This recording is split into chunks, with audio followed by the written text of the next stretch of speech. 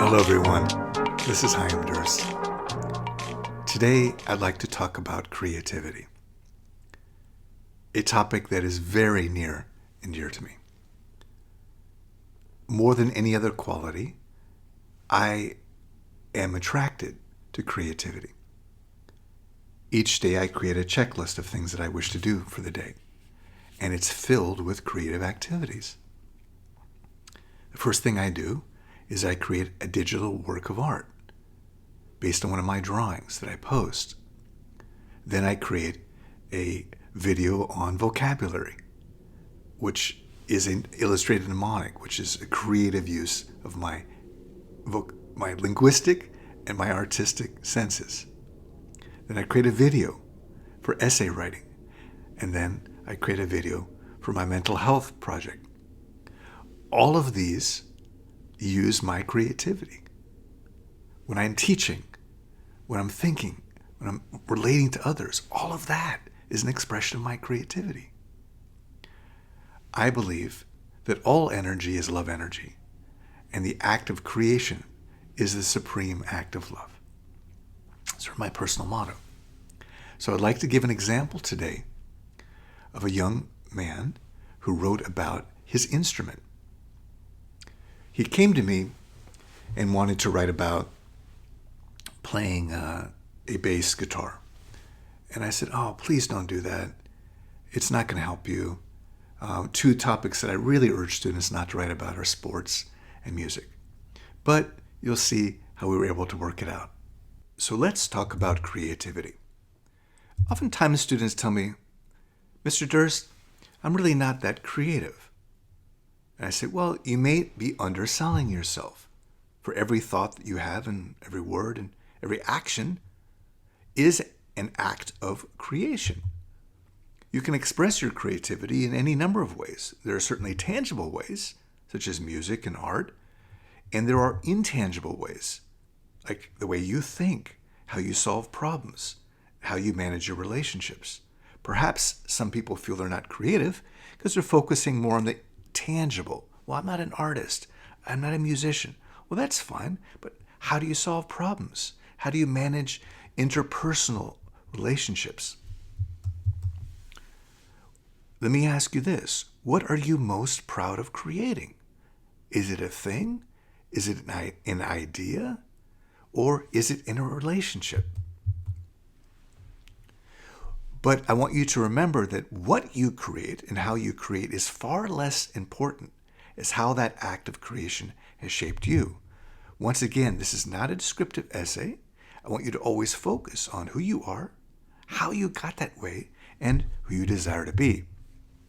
What you learn about yourself and your patterns of response is far more important than the event or the act of creation. This is an essay about self-knowledge and self-discovery. Describing how, what, and why you create is just a means to express growth, discovery, and self-knowledge. I'm going to give an example here. A student of mine came to me saying, well, I'm a musician. And I said, oh, that's great. Please don't write about that because it's very cliche and it will probably be discarded among the other 30,000 other people who are talking about this topic. Maybe not that many, but thousands of others talk about this topic.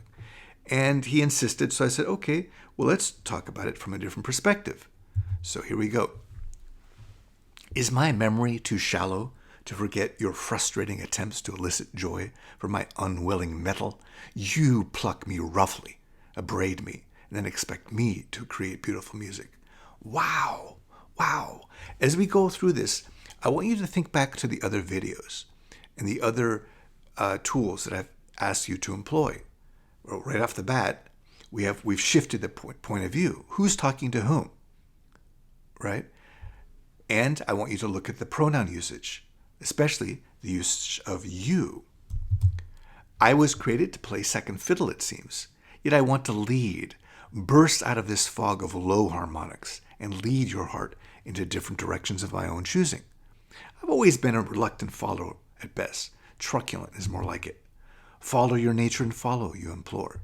I have enough insight into my inner workings to know the best sound for me, and it's not this. I like that this third paragraph where it starts to focus on self-knowledge and self-reflection. So we have a shift in point of view, we have the pronoun you, and clearly there's some conflict here. Each of those topics was covered in a previous video. Haven't you noticed how adept I become at adapting to cacophony? I love that line. Adapt, cacophony. Just the sounds, very gripping. You say leave the extemporizing to the solo artist. Yet I've been here all along, riffing in an unobtrusive way.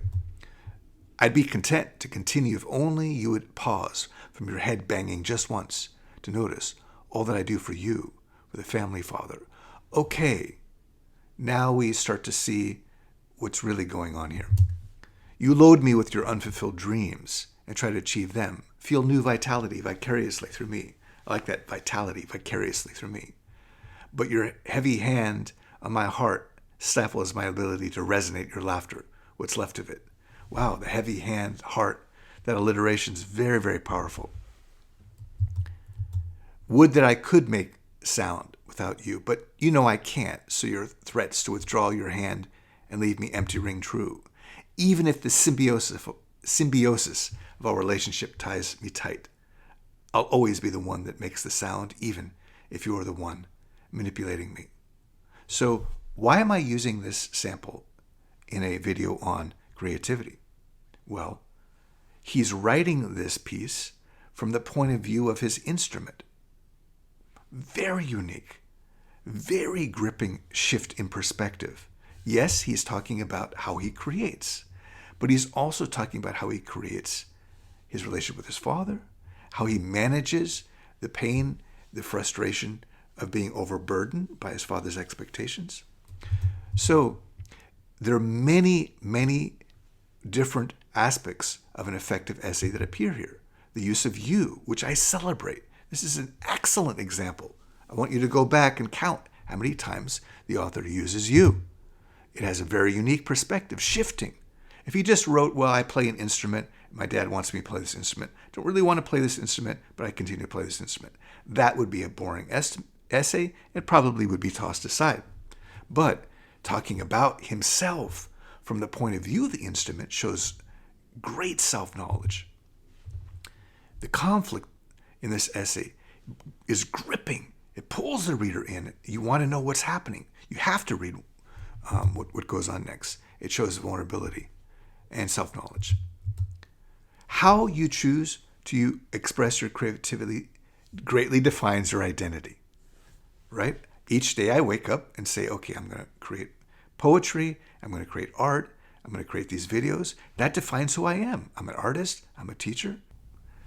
So from the example you've seen today, express yourself, express your creativity in a manner that is unique, that is gripping, and that shows your self-knowledge and your vulnerability. Do not take a conventional approach to expressing your creativity. Don't. It will get buried among the thousands of other essays that deal with similar topics.